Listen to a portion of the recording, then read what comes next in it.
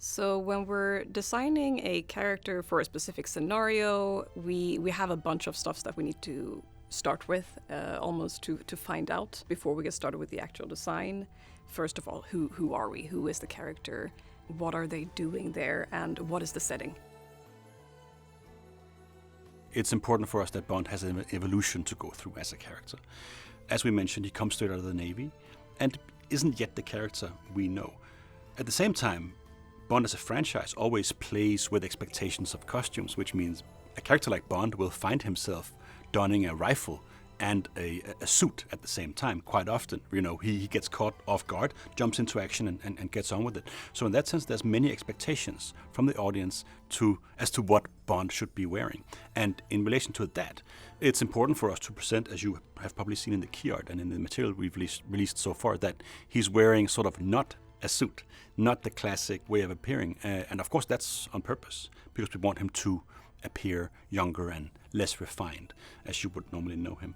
We had the help of Featurette, who was the costume designer for No Time to Die, for instance, and she was helping us both establish, on the one hand, a timeless look that fits the franchise as a whole, and at the same time a new take on this beloved character.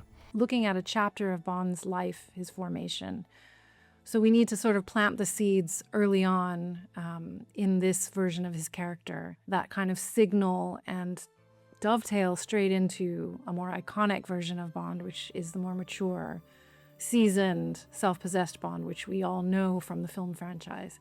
So I was really brought on as an ambassador to kind of make that bridge more meaningful and authentic to his character. He comes out of the Navy, so he has a tight Navy cut and more of a sort of a blunt appearance. And then over time he gets styled and finessed with the help of his colleagues around him to sort of appear and step more into this shape that you're familiar with. Yeah, well, the team at I/O and Bond came to us and presented not the game as such, but different worlds they were designing, the different worlds and experiences that the character would eventually have. And the brief contained elements of each of those worlds for us to start the design process to. So it was completely different than a normal creative starting point for us. It was a very solid brief. We kind of knew what we were doing, so there was a good framework there for us to work on. And as a Bond fan myself, I quite like to look back at the heritage of Bond, so all the way back from when it started in the 60s with Dr. No all the way through. That's kind of what interests me when in terms of like looking into the collection.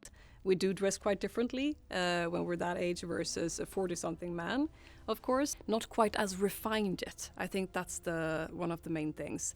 And then we are working towards that refinement, getting more elegance into what we're wearing, more intent into what we're wearing along the line to end up with the fancy suit. He is not a 007 yet, and he needs to basically prove himself in order to attain that level of hierarchy. Basically, the young Bond needs to have the first inklings of instinct and decisiveness and charm and wit and all these other characteristics. Making an outfit relevant for a younger Bond, we were definitely aware of that. So colour was important for us there, so that's where the soft pink came in. So having a bit of fun with colour is important as well for a younger Bond, but also I think, you know, it's all about that tailored approach, and that's something that as a brand we really, really kind of lean into. So when you have that tailored approach in mind all the time, it kind of helps when you're designing product, not just for a younger Bond for the game, but then also throughout the kind of collections we've done in the past. Yeah, we've worked with the Bond franchise for a number of years through a number of films with a number of different characters, but this one was different because we've usually poured the world of a Sean Connery or Roger Moore, or especially Daniel Craig, who we've worked with on a few occasions, into the design process. But this one was a brand new origin story, starting from scratch. There was no precedent for it. So the design language that we were presented with as part of the brief and the work that Sammy and the team did to bring this character in life through fashion was a really exciting one. When we get there, we also want to make sure that feels earned and that feels like a natural progression of his character.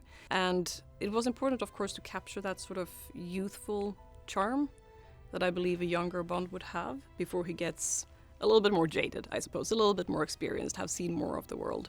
And also for us to really be able to create that journey, that visual sort of character arc, if you will, of reaching that a little bit more established point later down the line. When he gets older, he gets more mature, but to explore also what gets him there, who does he meet along the way, and what does he pick up and informs him as a character. It was an opportunity for us to really make the gamers feel sartorially elevated.